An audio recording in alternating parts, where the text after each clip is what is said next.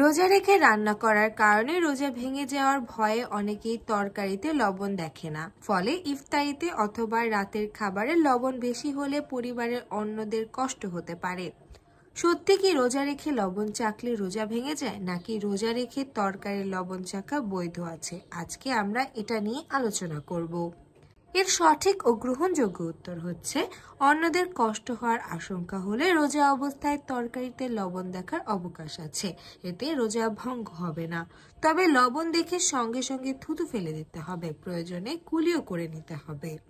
খেয়াল রাখতে হবে খাবারের অংশ যেন গলাতে চলে না যায়। অন্যদের কষ্টের আশঙ্কা না হলে এমনিতে রোজা অবস্থায় প্রয়োজন ছাড়া জিহ্বা দ্বারা স্বাদ না দেখাই উচিত। সাইক ইবনে উসাইমিন বলেন, খেজুর, রুটি, ঝোল ইত্যাদি কোনো খাবার প্রয়োজন ছাড়া চেখে দেখা মাকরু। প্রয়োজন থাকলে অসুবিধা নেই।